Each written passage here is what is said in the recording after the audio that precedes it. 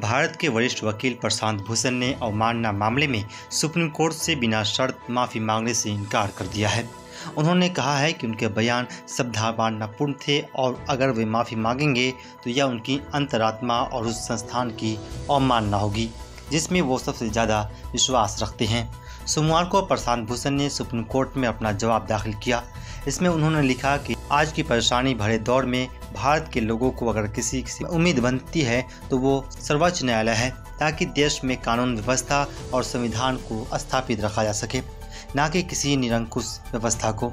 अपने जवाब में उन्होंने लिखा, यही वजह है कि जब चीज़ें भटकती हुई दिखे, इस अदालत में मिला जिम्मेदारी का एहसास ही हमें यह विशेष कर्तव्य देता है। उन्होंने लिखा है कि मेरे बयान सद्भावनापूर्ण थे। मैंने सुप्रीम कोर्ट या किसी न्यायाधीश को निशाना बनाने के लिए टिप्पणी नहीं की थी, वह मेरी सकारात्मक सोच थी।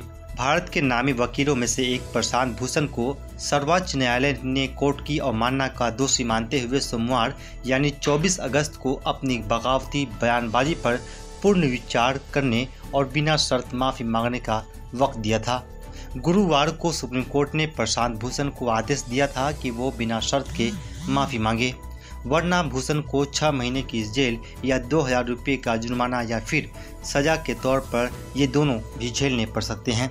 हालांकि सुनवाई के दौरान ही प्रशांत भूषण ने यह साफ कर दिया था कि वो माफ़ी बिल्कुल नहीं मांगेंगे, बल्कि कोर्ट जो सज़ा देगा वो उसे भुगतने के लिए तैयार हैं।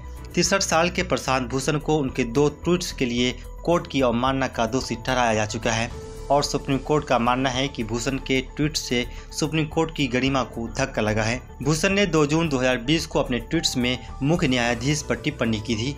साथ ही उन्होंने कुछ अन्य न्यायाधीशों की आलोचना भी की थी। भूषण ने कोर्ट में कहा था कि उन्होंने अपने ट्वीट में जो कुछ लिखा है उसे वो हकीकत मानते हैं और उसमें वो विश्वास है, जिसे जाहिर करने का अधिकार उन्हें देश के संविधान और लोकतंत्र से मिला है। गुरुवार को सुप्रीम कोर्ट ने कहा था कि भूषण अगर सोमवार को माफी मांग लेते हैं तो कोर्ट इस मामले में मंगलवार को फिर सुनवाई करेगा, पर यह अभी साफ नहीं है कि प्रशांत भूषण के माफी न मांगने पर कोर्ट आगे किस तरह की कार्रवाई करने वाला है। बहरहाल केस का नतीजा जो भी हो, प्रशांत भूषण के मामले में भारत के सर्वोच्च न्यायालय को भी परखा जा रहा है। आखिर भारत में शीर्ष न्यायाधीश आलोचनाओं और अभिव्यक्ति की स्वतंत्रता को लेकर कितने सहनशील हैं।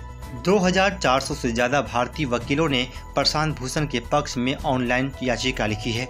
इसमें कहा गया है कि वकीलों के मुंह पर ताला डालने का मतलब है कोर्ट की स्वतंत्रता और शक्ति को कम कर देना। एक वर्ग प्रशांत भूषण के खिलाफ भी है, जिसकी राय है कि कोई भी वकील कानून से ऊपर नहीं है और भूषण के खिलाफ सुप्रीम कोर्ट ने सही कार्रवाई की है। अकरम जफीर, मिरर टाइम्स।